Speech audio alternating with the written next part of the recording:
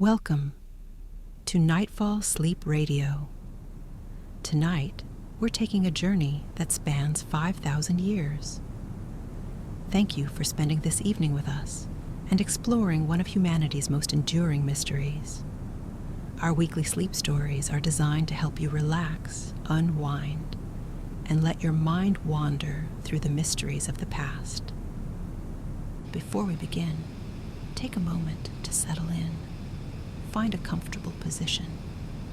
Let your shoulders relax and drop, and take a slow, deep breath with me. Release any tension from your day as you exhale. Let's take one more breath. This time, imagine you're breathing in the crisp, clean air of the English countryside. Tonight, we're traveling to Salisbury Plain in southern England, where the ancient monument of Stonehenge has stood sentinel for millennia. As dusk settles over the rolling chalk downs, mist begins to gather in the hollows between gentle hills. The last skylarks of the day call out across grasslands that have remained largely unchanged since our story began, sometime around 3100 BCE. Picture yourself standing at the edge of this sacred landscape. The modern world, with its traffic, notifications, and endless urgencies, feels impossibly distant. Here, time moves differently. Here, the ancient stones hold secrets that have captivated archaeologists, astronomers, and dreamers for generations. What you're about to experience is a journey through both cutting-edge archaeological discoveries and timeless human wonder. Recent DNA analysis has revealed surprising truths about the people who built this monument. Revolutionary LiDAR technology has uncovered hidden landscapes that completely change our understanding of Stonehenge's purpose. And the simple act of watching sunrise through these stones continues to move people to tears, just as it likely did 5,000 years ago. But Stonehenge is more than a collection of impressive stones.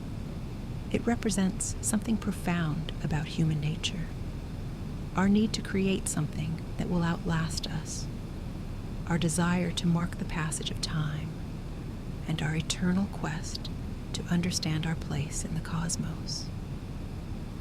The monument you're familiar with, those iconic stone pillars silhouetted against dramatic skies, represents the final phase of nearly 1,500 years of continuous construction and modification. Imagine that for a moment. 15 centuries of human dedication to a single sacred site.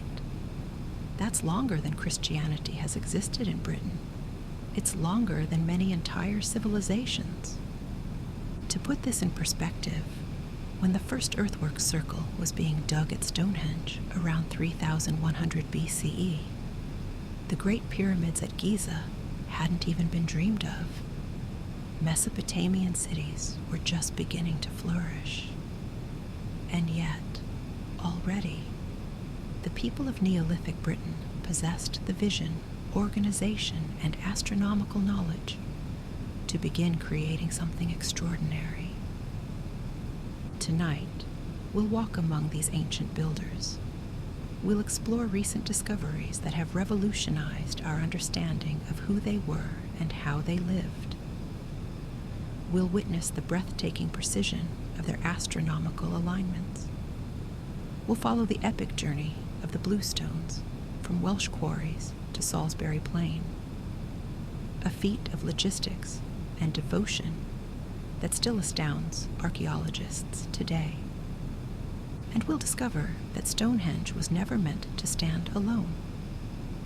Recent archaeological surveys have revealed it as the centerpiece of a vast sacred landscape, connected by ancient pathways to dozens of other monuments, burial grounds, and ceremonial sites scattered across miles of countryside.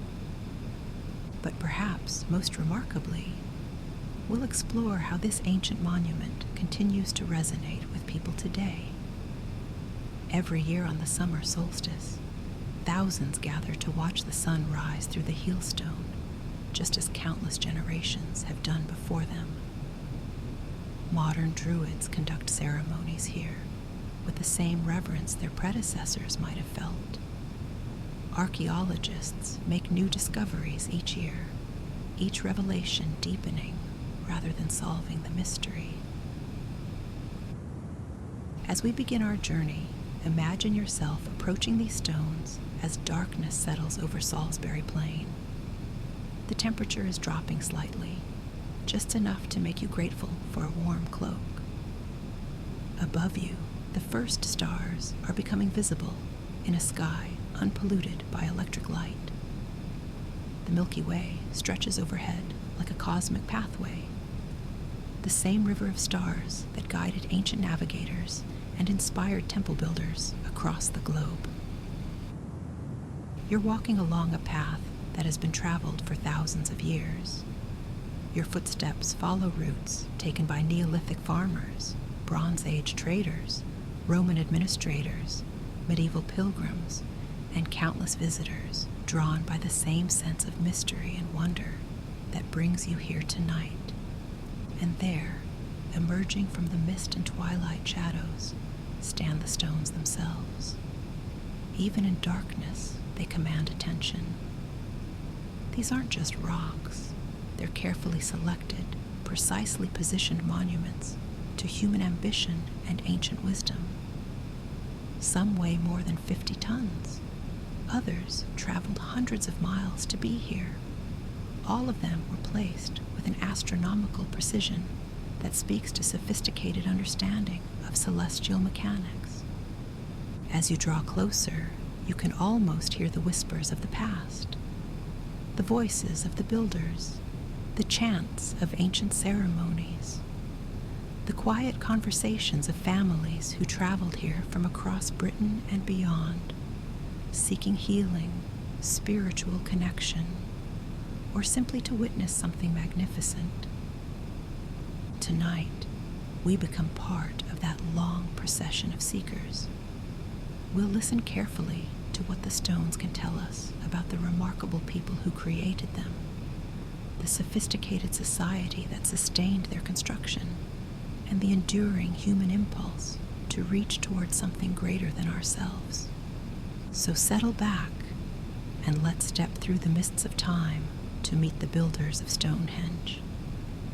These weren't primitive people struggling for survival, but organized communities with rich spiritual lives, advanced technical knowledge, and an inspiring collective vision. Who were the people who dedicated their lives to building Stonehenge? For decades, archaeologists could only speculate, but recent excavations have revealed remarkable details about these ancient communities, details that transform our understanding of Neolithic Britain, from scattered tribes to sophisticated, organized societies. Let's begin with a discovery that has revolutionized our picture of the builders. In 2019, archaeologists working near Durrington Walls, just 2 miles from Stonehenge, uncovered evidence of what can only be described as ancient construction camps. These weren't temporary shelters, but organized settlements that housed hundreds of workers and their families during the monument's construction phases. Picture this scene, if you will. It's approximately 2500 BCE. The landscape around Stonehenge bustles with purposeful activity. Families from across Britain have traveled here, drawn by something larger than themselves. Archaeological evidence suggests that people came from as far as Scotland and Wales, bringing their skills, their labor, and their dreams to this sacred project. The evidence for this remarkable convergence comes from an unexpected source: animal bones. Isotope analysis of cattle and pig remains found in the construction camps reveals that these animals were raised hundreds of miles away. This tells us something profound about the builders' society. They weren't struggling subsistence farmers, barely surviving from season to season. They were prosperous communities with surplus livestock, sophisticated transportation networks, and the organizational capacity to coordinate a massive construction project across vast distances. But perhaps even more remarkable is what happened when these diverse communities came together at Stonehenge. Recent excavations have uncovered massive communal hearths surrounded by the bones of thousands of animals, evidence of feasting on an extraordinary scale. We're talking about gatherings that brought together perhaps 1,000 people at a time, sharing meals, stories, and the collective effort of building something eternal. Close your eyes and imagine walking through one of these ancient camps as evening settles. Smoke rises from dozens of cooking fires. Children play between the temporary shelters while their parents discuss the next day's work. Craftsmen examine freshly quarried sarsen stones, planning how to shape these massive blocks with nothing but antler picks, wooden levers, and patient determination. The smell of roasting meat mingles with wood smoke. Someone is playing a simple bone flute nearby. An elder tells stories of why this place is sacred, while younger adults listen and learn the traditions they'll pass on to their own children. This isn't just construction. It's community building on the grandest scale imaginable. Recent DNA analysis has added another fascinating layer to this picture. The genetic evidence suggests that many of the builders weren't native to Britain at all, but migrants from continental Europe who had arrived perhaps centuries earlier, bringing new technologies, new ideas, and new spiritual traditions. These were the Beaker people, named after their distinctive pottery, and they seem to have been the driving force behind Stonehenge's final, most impressive phase. But here's what's truly remarkable about these ancient builders. They weren't working for kings or pharaohs. Unlike the pyramids or other great monuments of antiquity, Stonehenge appears to have been a genuinely communal project. No royal tombs have been found, no evidence of forced labor or social stratification. Instead, we see signs of voluntary cooperation on an almost unimaginable scale. Think about what this means. Somehow, these Neolithic communities developed the social structures necessary to coordinate the labor of thousands of people over multiple generations. They solved complex engineering problems without writing systems or mathematical notation as we understand them. They created a monument so precisely aligned with celestial events that it continues to function as an astronomical instrument 5,000 years later. The physical evidence of their work is humbling. Each sarsen stone in the outer circle weighs about 25 tons. The massive trilithons, those iconic paired uprights capped with lintels, can weigh over 50 tons each. To shape these stones, the builders used hammerstones, smaller rocks that they wielded like massive chisels. Archeologists have found hundreds of these tools, worn smooth by countless hours of patient work. Imagine the dedication required. A single sarsen stone might take a team of skilled workers months to shape properly. They had to create perfectly smooth surfaces where the lintels would rest. They carved mortise and tenon joints, the same sophisticated woodworking techniques adapted for stone, to ensure the massive lintels would stay in place for millennia. And they did all of this while maintaining families, farming their land, and participating in the rich spiritual and social life of their communities. These weren't people consumed by a single obsession, but balanced individuals who saw the construction of Stonehenge as part of a meaningful, well-rounded life. Recent discoveries have even revealed evidence of the builders' lighter moments. Archaeologists have found gaming pieces, ancient dice, and board games in the construction camps. They've uncovered children's toys, personal jewelry, and even what appears to be prehistoric graffiti on some of the stones. These people weren't grim, single-minded laborers. They were fully human, laughing, playing, celebrating, and finding joy even in the midst of this monumental undertaking. One of the most moving discoveries came from chemical analysis of pottery fragments found throughout the construction sites.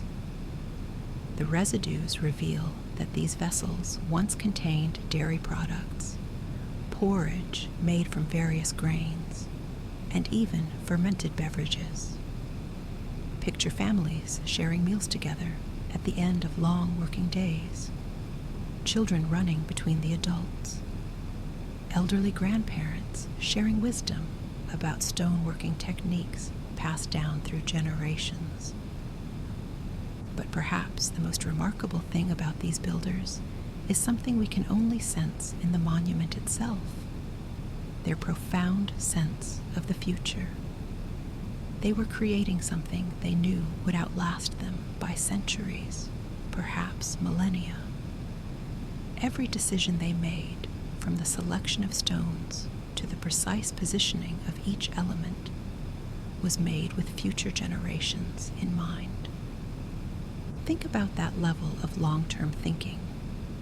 In our age of quarterly reports and annual budgets, it's difficult to imagine planning something that wouldn't be completed until your great-great-grandchildren were elderly. Yet this is exactly what the builders of Stonehenge did, generation after generation, each adding their piece to a vision that stretched far beyond any individual lifetime. The evidence suggests that families returned to Stonehenge repeatedly throughout their lives. Children who helped carry smaller stones grew up to become master builders. Those master builders, in their old age, taught their own grandchildren the sacred geometries and astronomical alignments that made Stonehenge not just a pile of rocks, but a sophisticated instrument for measuring time and marking the seasons. And when their work was done, when the last lintel was raised and the final adjustments made, these remarkable people simply melted back into the landscape. They left no written records, no boastful inscriptions, no monuments to individual achievement. They left only the stones themselves, arranged with such precision and built with such care that they continue to inspire wonder 5,000 years later. As we prepare to explore what these ancient builders accomplished, the astronomical precision of their monument, take a moment to appreciate the human hands that shaped every stone, the human minds that planned every alignment, and the human hearts that beat with the same hopes and dreams that move us today. The builders of Stonehenge have left us their greatest achievement, proof that human cooperation, vision, and dedication can create something truly eternal. As we turn our attention to the cosmic alignments they built into their monument, we carry with us the warmth of their community fires and the echo of their patient, loving work. As dawn approaches over Salisbury Plain, something magical is about to happen. For thousands of years, on the morning of the summer solstice, the sun has risen in perfect alignment with the ancient monument we've been exploring. This isn't coincidence. It's the result of astronomical knowledge so sophisticated that it continues to astound modern scientists. Let's step back in time to witness what our Neolithic builders understood about the cosmos. around 2500 BCE, when the great trilithons were being erected, these ancient astronomers possessed knowledge that wouldn't be formally codified by European scholars for another 4,000 years. They knew with remarkable precision exactly where the sun would rise on the longest day of the year. Picture yourself standing within the stone circle in those pre-dawn hours of summer solstice. The air is cool and still. Mist clings to the grass around the monument. To the northeast, beyond the circle's perimeter, stands the heel stone, a massive sarsen boulder positioned with careful deliberation by ancient surveyors who understood celestial mechanics with breathtaking accuracy. As the eastern horizon begins to lighten, anticipation builds. Then, at precisely the right moment, the edge of the sun appears, not randomly along the horizon, but framed perfectly by the gap between two of the great trilithons, its light streaming directly over the heel stone and into the heart of the monument.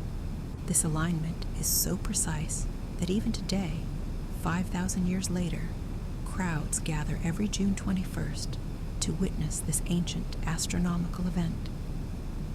The builders of Stonehenge created what may be humanity's first monumental clock, a timepiece built not of gears and springs, but of massive stones positioned according to the rhythms of the cosmos itself. But the summer solstice is only the beginning of Stonehenge's astronomical sophistication. Recent computer modeling has revealed that the monument functions equally dramatically during the winter solstice, when the sun sets rather than rises in perfect alignment with the stones. This dual alignment suggests that Stonehenge was designed not just to mark the longest day, but to celebrate the eternal cycle of light and darkness, summer and winter, death and rebirth. Imagine being here on December 21st, the shortest day of the year. As afternoon fades to evening, the low winter sun approaches the southwestern horizon. From the center of the circle, looking through the great trilithon, the sun appears to set directly between the uprights, its dying light casting long shadows across the ancient stones. For our ancestors, this moment marked not an ending, but a promise, the assurance that light would return, that spring would come again, that life would triumph over the darkness of winter. But Stonehenge's astronomical connections extend far beyond the sun. Recent analysis has revealed that the monument also tracks the complex movements of the moon through its 18.6-year cycle. The four station stones, smaller sarsens positioned around the monument's perimeter, create sight lines that mark the most northerly and southerly positions of both the sun and moon throughout their cycles. This level of astronomical sophistication required generations of careful observation. Picture ancient sky watchers spending decades noting the subtle variations in celestial patterns, passing their knowledge down through carefully preserved oral traditions. They understood that the heavens moved in great cycles that could be predicted and marked, bringing order and meaning to the apparent chaos of human existence. The precision of these alignments becomes even more remarkable when we consider the tools available to Neolithic astronomers. They had no telescopes, no mathematical notation as we understand it, no written records to consult. Their instruments were simple: wooden posts to mark sight lines, perhaps knotted cords to measure distances, and most importantly, patient human observation spanning generations. Recent DNA analysis has added a fascinating new dimension to our understanding of these ancient astronomers. The genetic evidence reveals that many of the monument's builders weren't native to Britain, but migrants from continental Europe who arrived around 2500 BCE. These newcomers, known as the Beaker people, brought with them advanced metallurgy, new pottery styles, and apparently sophisticated astronomical knowledge. The DNA evidence comes from cremated remains found throughout the Stonehenge landscape. For over 1,000 years, this was a place where people were laid to rest, their ashes interred in the sacred soil around the monument. Isotope analysis of these remains reveals that some individuals traveled from as far away as the Welsh Mountains and the Scottish Highlands to be buried here. But perhaps most intriguingly, the genetic analysis has revealed family connections spanning centuries. Parents and children, grandparents and grandchildren, all buried in the same sacred landscape across generations. This suggests that Stonehenge wasn't just a monument, it was an ancestral homeland, a place where families returned again and again to mark the great transitions of life and death, summer and winter, human time and cosmic time. Imagine the ceremonies that must have taken place here during those crucial astronomical moments. As the summer solstice sun rose over the heelstone, families gathered to witness the annual renewal of light and life. Children watched in wonder as their elders explained the movements of the heavens. Young people were initiated into the mysteries of the calendar that governed their agricultural and spiritual lives. Archeological evidence suggests these weren't solemn, fearful rituals, but joyous celebrations. Animal bones found around the monument show evidence of massive feasts timed to coincide with astronomical events. Hundreds of people gathered to share food, stories, and the profound experience of witnessing cosmic order made visible in stone. The builders understood something that our modern world sometimes forgets, that humans are part of the natural world, connected to the same cosmic rhythms that govern the seasons, the tides, and the migration of animals. Stonehenge wasn't built to separate sacred from secular, but to celebrate the sacred nature of existence itself. Picture yourself lying on the grass within the stone circle on a clear night 5,000 years ago. Above you, the Milky Way stretches across an unpolluted sky like a river of light. The same constellations that guide modern astronauts guided ancient navigators.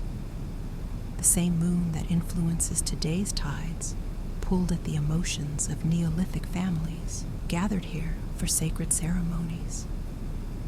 The astronomical alignments built into Stonehenge represent something profoundly moving about human nature. Our need to find meaning in the vastness of the cosmos, our desire to connect our brief lives to something eternal and unchanging. These ancient people, facing the same fundamental questions about mortality and meaning that we face today, found their answer in the stars. They created a monument that transforms abstract astronomical concepts into tangible, visual experiences. When the summer solstice sun rises through the trilithons, when winter sunset frames perfectly between the stones, when the moon reaches its extreme positions marked by the station stones, the cosmos becomes not a distant, incomprehensible force, but an intimate partner in the dance of human existence. And this partnership between human wisdom and cosmic order continues today. Every year, thousands of people gather at Stonehenge for the solstices, drawn by the same impulse that motivated the original builders. They come seeking connection to the past, to the natural world, to something larger than themselves. The genetic legacy of those ancient astronomers flows in the bloodlines of people around the world today. Their descendants, scattered across continents, carrying with them the same human curiosity about the heavens, the same need to mark time's passage, the same desire to create meaning from the apparent randomness of existence. As we prepare to explore the hidden landscape that modern technology has revealed around Stonehenge, carry with you this image.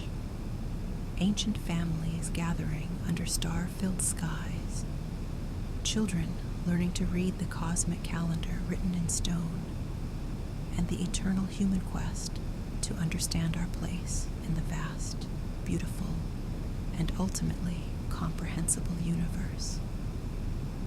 Sometimes the most profound discoveries come not from digging deeper, but from seeing farther. In recent years, a revolutionary technology has transformed our understanding of Stonehenge, revealing secrets that lay hidden in plain sight for millennia.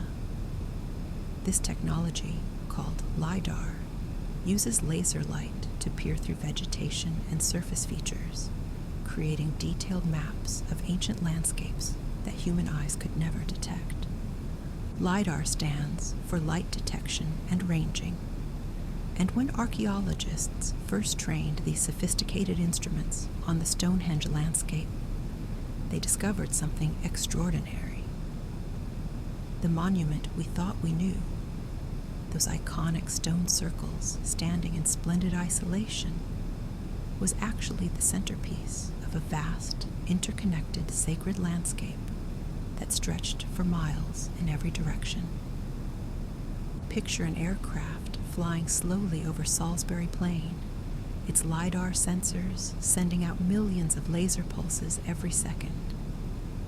These pulses penetrate through grass, shrubs, and even tree cover, bouncing back with precise measurements of the ground surface below. When processed by computer, these measurements reveal features invisible to traditional archaeology: ancient earthworks, forgotten pathways, and structures that have been hidden for thousands of years. What the LiDAR revealed was breathtaking. Stonehenge wasn't built in isolation, but as part of a sacred complex that rivals anything found in the ancient world. The scans uncovered the Greater Cursus, a massive ceremonial pathway nearly 2 miles long and 150 yards wide, predating Stonehenge itself by several centuries. Imagine a processional route longer than many modern cities, built entirely by hand, designed for ceremonies we can only begin to imagine. But the Greater Cursus was just the beginning. The LiDAR revealed dozens of burial mounds, ceremonial pits, and ancient roadways crisscrossing the landscape like a vast spiritual highway system. Some of these features had been partially known to archaeologists, appearing as gentle bumps and depressions in aerial photographs. But a LiDAR revealed their true extent and complexity for the first time. One of the most remarkable discoveries was a massive timber circle at Durrington Walls, just 2 miles from Stonehenge. LiDAR revealed this monument to be even larger than Stonehenge itself, a wooden Stonehenge that once consisted of hundreds of massive oak posts arranged in concentric circles. Archaeological evidence suggests that while Stonehenge was associated with the winter solstice and the realm of the ancestors, Durrington Walls celebrated the summer solstice and the world of the living. The relationship between these two monuments tells a profound story about ancient spirituality. Picture pilgrims arriving from across Britain, following ancient pathways that connected sacred sites across hundreds of miles. They would gather first at Durrington Walls for summer celebrations among the living, then process along the River Avon to Stonehenge for winter ceremonies honoring the dead. LiDAR has also revealed something that completely changes our understanding of how long this landscape remained sacred. The scans show evidence of continuous ritual activity spanning not centuries, but millennia. Long after the great trilithons were erected, people continued to modify and expand the ceremonial landscape, adding new monuments, repositioning existing features, and maintaining ancient pathways. Perhaps most moving of all, LiDAR has revealed the footpaths themselves, ancient routes worn into the chalk by countless generations of pilgrims. These paths connect Stonehenge to dozens of other monuments across the landscape, creating a web of sacred geography that functioned like a prehistoric cathedral complex.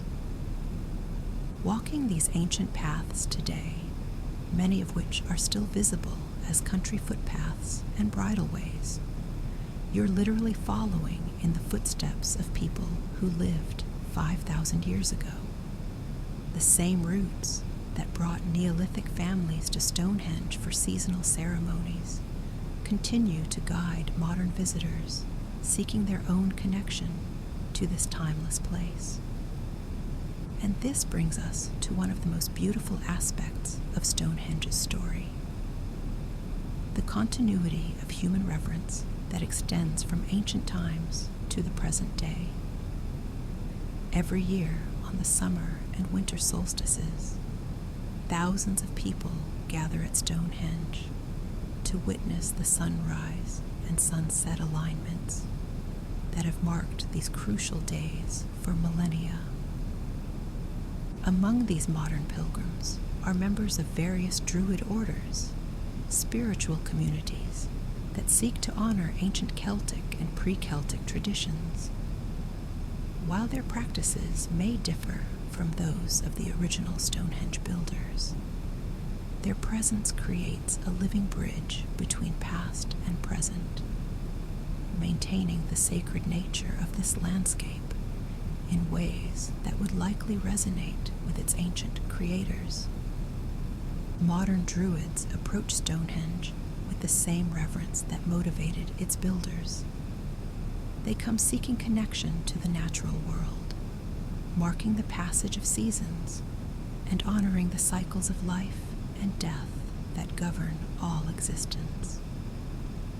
Their ceremonies are peaceful affairs, quiet gatherings focused on meditation, gratitude, and respect for the ancient stones. What's particularly moving about these modern celebrations is their inclusivity. Unlike the exclusive rituals of some ancient religions, Druid ceremonies at Stonehenge welcome anyone seeking spiritual connection. Families bring children to witness the solstice sunrise. Scholars and tourists stand alongside committed practitioners. The stones become, once again, a gathering place for diverse communities united by wonder and reverence. The archeological evidence suggests that this openness mirrors the ancient use of Stonehenge. Rather than being controlled by a powerful priestly class, the monument appears to have served entire communities. The LiDAR discoveries support this interpretation, revealing a landscape designed for large gatherings rather than exclusive ceremonies.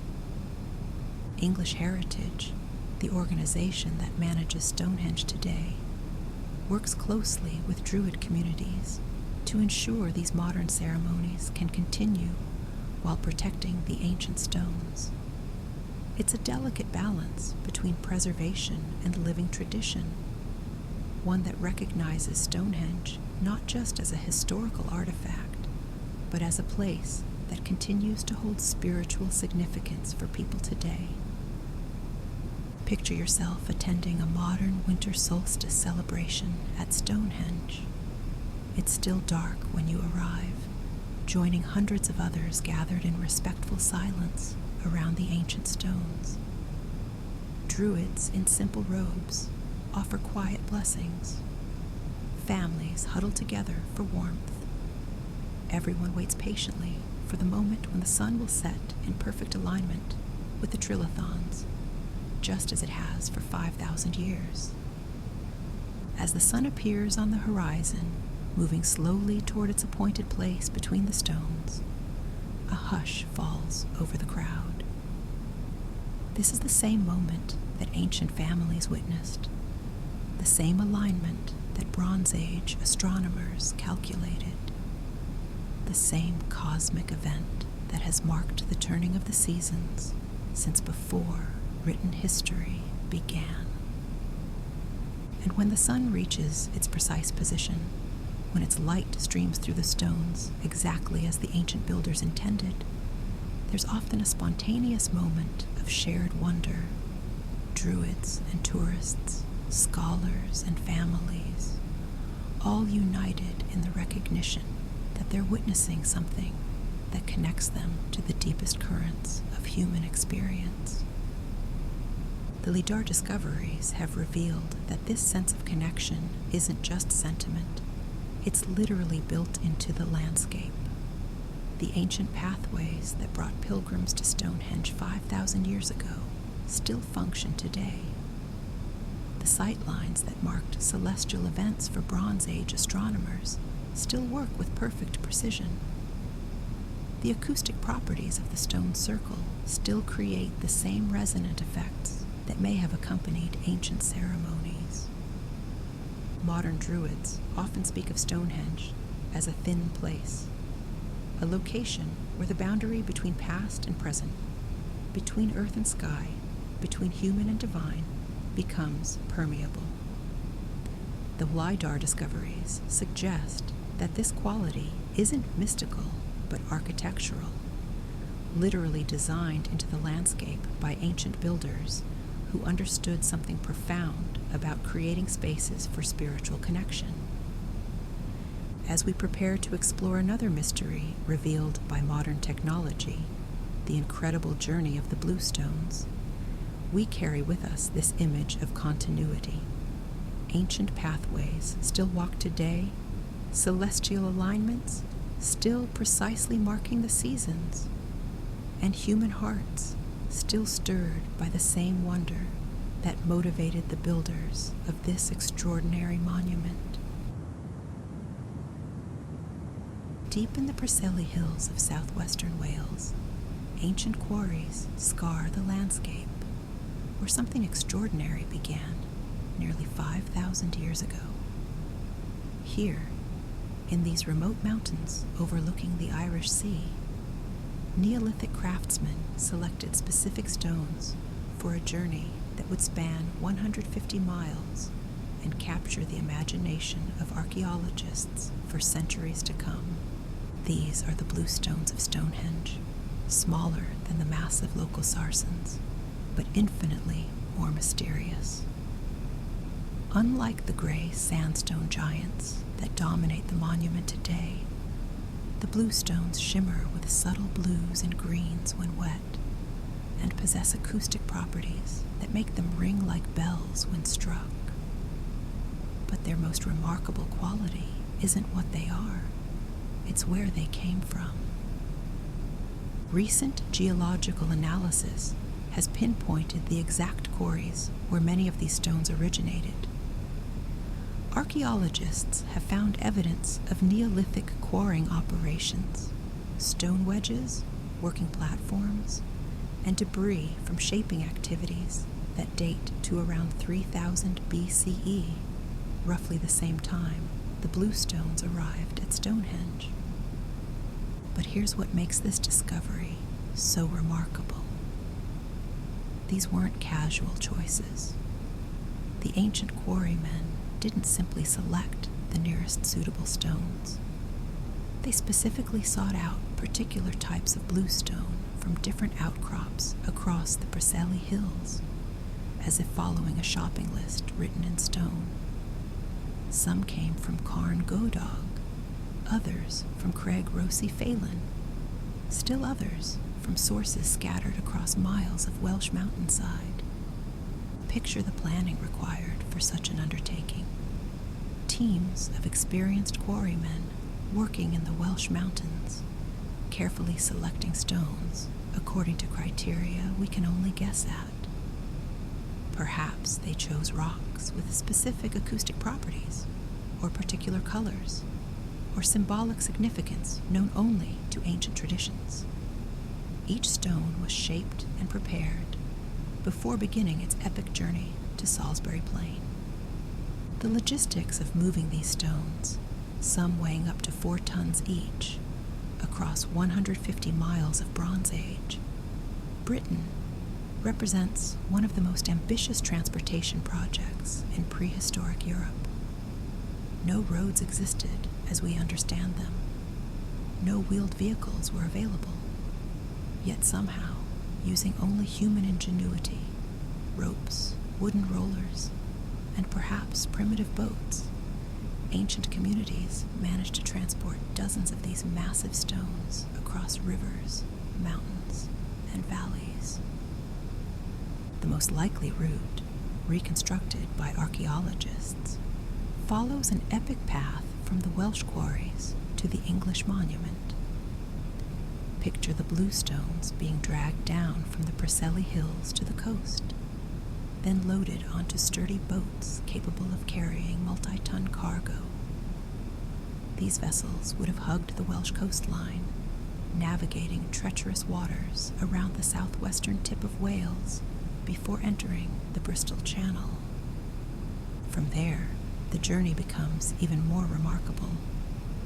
The stones likely traveled up the River Severn, then along smaller waterways, the Warwickshire Avon perhaps, or routes now lost to time.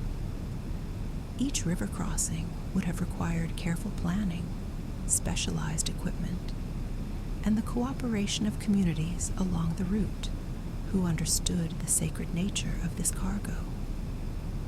But the water journey was only part of the epic. The final stretch from the rivers to Stonehenge required overland transport across rolling countryside, through forests and marshlands, up and down hills that would challenge even modern machinery. Recent experiments suggest that moving a single 4-ton bluestone overland might have required the coordinated effort of over 100 people. Think about what this means in human terms. Hundreds of people from communities across Wales and Western England coordinating their efforts for a shared sacred purpose. Families planning their seasonal activities around the needs of the stone transport. Children growing up hearing stories of the great stones making their way slowly toward their destined home. This massive undertaking wasn't accomplished in a single heroic journey. Archaeological evidence suggests the bluestones arrived at Stonehenge in multiple phases over several centuries. Some may have stopped at intermediate sites, perhaps serving temporary spiritual purposes before continuing their journey. Others might have traveled different routes as various communities contributed their efforts to this remarkable shared enterprise. But why? Why would ancient communities invest such enormous effort in transporting stones from distant Wales when perfectly good building material lay readily available on Salisbury Plain? Recent research suggests the answer lies in the special properties the ancients attributed to these particular stones. The blue stones appear to have been prized for their healing properties. Medieval Welsh traditions speak of stones in the Preseli Hills that could cure illness when touched or when water was poured over them. Similar beliefs may have motivated the original transport to Stonehenge, making the monument not just an astronomical observatory, but a prehistoric healing center that drew pilgrims from across Britain and beyond. This interpretation gains remarkable support from one of the most extraordinary archeological discoveries ever made near Stonehenge, the grave of the Amesbury archer, found just 3 miles from the monument in 2002. This Bronze Age burial, dating to around 2300 BCE, contained the richest collection of grave goods ever discovered from prehistoric Britain. The Amesbury archer was clearly a person of exceptional status. His grave contained over 100 artifacts: copper knives, gold hair ornaments, flint arrowheads, boar's tusks, and most remarkably, a collection of stone tools and weapons that chemical analysis has linked directly to the Preseli Hills, the same region that provided Stonehenge's bluestones. But the most astonishing discovery came from isotope analysis of the archer's teeth. This technique, which examines the chemical signature of drinking water consumed during childhood, revealed that he wasn't born in Britain at all. His teeth carry the isotopic signature of the alpine regions of Central Europe, modern-day Germany, Austria, or Switzerland. Picture this remarkable individual, born in the mountains of Central Europe, somehow making his way across the continent to Wales, then traveling to Stonehenge, where he was buried with extraordinary honors near the completion of the monument's construction. His presence suggests networks of contact and exchange spanning the entire width of Europe. The Amesbury archer may have been a master craftsman, perhaps skilled in metalworking or stoneworking techniques that were crucial to Stonehenge's final phases. His grave goods suggest someone who understood both the old stone technologies and the new metal arts that were transforming Bronze Age society. The bluestone tools in his burial might represent his personal connection to the sacred quarries of Wales. Or perhaps he was something even more remarkable, a ritual specialist who understood the sacred geography connecting distant holy sites across Europe. His burial near Stonehenge, with artifacts linking him to the bluestone sources, suggests someone who embodied the very connections that made the monument possible. The archer's story reminds us that Stonehenge wasn't created by isolated communities, but by people connected to vast networks of trade, knowledge, and spiritual exchange. The bluestones themselves represent just one thread in a web of connections that linked sacred sites from Ireland to the Alps, from Scotland to the Mediterranean. Recent analysis of other burials around Stonehenge has revealed similar patterns.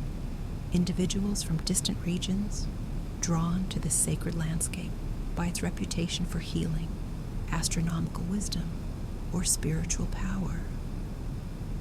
The monument attracted people from across the known world, making it perhaps Europe's first truly international pilgrimage destination. As you rest tonight, picture those ancient pilgrims making their own journeys to Stonehenge, families traveling from Wales, following the same routes the bluestones had taken centuries earlier, craftsmen like the Amesbury archer bringing skills learned in distant lands, healers seeking the curative powers attributed to the sacred stones, astronomers drawn by the monument's reputation for celestial wisdom. All of these journeys, the epic transport of the bluestones, the archer's travels from alpine peaks to Salisbury Plain, the countless pilgrims who followed ancient pathways to this sacred site, remind us that wonder and reverence have always inspired humans to undertake extraordinary journeys, to create connections across vast distances, and to dedicate their lives to something greater than themselves. And now, fellow traveler, our journey through 5,000 years of human wonder brings us to this moment of rest. You've walked with the builders, witnessed their astronomical wisdom, discovered hidden landscapes, and followed epic journeys across ancient Britain. Now it's time to let these stories settle into peaceful sleep, surrounded by the eternal presence of the stones themselves. Imagine yourself lying comfortably on the soft grass within the stone circle on a perfect summer night. The air is pleasantly cool, carrying the sweet scent of wildflowers and the clean smell of chalk downs. Above you, the sky opens like a vast cathedral dome, unmarked by any artificial light, revealing the same star patterns that guided ancient navigators and inspired Bronze Age astronomers. Feel the earth beneath you, this sacred ground that has welcomed pilgrims for millennia. Let your body sink slightly into the grass, supported by soil that holds the footsteps of countless generations. Breathe slowly and deeply, drawing in air that has whispered through these stones for 5,000 years. The great trilithons rise around you like ancient guardians, their massive forms silhouetted against the star-filled sky. These stones have weathered countless storms, witnessed the rise and fall of civilizations, and stood constant through changes that span the entire history of human culture. Tonight, they stand watch over your rest. Let your gaze drift upward to the stars. There's the North Star, faithful companion of ancient navigators. There flows the Milky Way, that river of light the builders knew as well as you do. The same constellations that marked the seasons for Neolithic farmers continue their eternal dance above you now. As you watch the stars, feel yourself connecting to that vast river of time that flows from the monument's builders to this very moment. Picture those ancient families gathered here for ceremonies marking the turning of the seasons. See the children learning star patterns from their elders. Imagine the quiet conversations that took place in this very spot as people contemplated the mysteries of existence. You are part of that continuous story now. Your wonder at these ancient stones connects you to the Amesbury archer, traveling from distant Alps to rest in this sacred landscape. Your appreciation for the builder's skill links you to the countless hands that shaped each massive sarsen. Your peaceful presence here tonight honors the vision of those who arranged these stones with such precise attention to cosmic rhythms. Feel the protection of the stone circle around you. These trilithons have sheltered this sacred space through ice ages and warm periods, through the birth of agriculture and the rise of cities, through every human joy and sorrow for 50 centuries. They offer that same shelter to you now, a sanctuary of peace in a world that sometimes moves too quickly. Let your breathing synchronize with the ancient rhythms of this place. Breathe in, slowly, drawing in the tranquility that permeates this sacred ground. Breathe out, gently, releasing any tension, any worry, any need to be anywhere but here, now, in this moment of perfect peace. As your body relaxes more deeply, imagine the blue stones around you, those remarkable travelers from Welsh mountains, sharing their ancient stories through whispered vibrations only you can hear. They speak of the dedication required to bring them here, of the communities that cooperated across vast distances, of the healing properties that drew pilgrims from across the ancient world. Feel yourself becoming part of the living history of this place. Your rest here tonight adds another peaceful moment to the countless quiet hours that have passed within this circle. The stars that shine down on you have witnessed every human story this monument contains, and now they witness yours, a story of wonder, curiosity, and the deep peace that comes from connecting with something timeless. The great heel stone stands northeast of where you rest, marking the place where the midsummer sun will rise in just a few hours. When that moment comes, the same alignment that amazed ancient astronomers will mark another day in the endless cycle of light and darkness, summer and winter, sleeping and waking. But for now, there is only rest, only the gentle protection of the stones, only the vast canopy of stars, and the deep peace that comes from knowing you are part of something magnificent, something that connects all human seeking across all time. Let the ancient wisdom of this place flow through your dreams tonight. Dream of starlight through trillathons, of families gathering for seasonal celebrations, of skilled hands shaping massive stones, of journeys across ancient landscapes, of the eternal human quest to create something beautiful, something lasting, something that honors the mystery and wonder of existence itself. Rest now, surrounded by 5,000 years of human reverence and wonder. Rest peacefully under the protection of these ancient guardians.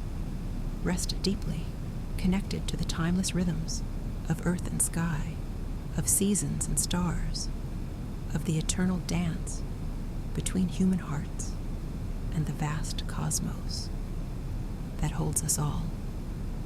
The stones keep their eternal watch as you drift into peaceful sleep, carrying with you the blessing of ages, the wisdom of builders, the protection of stone, and the infinite peace of starlight and silence and sacred ground. Thank you for listening to Nightfall Sleep Radio. Sleep well, and good night.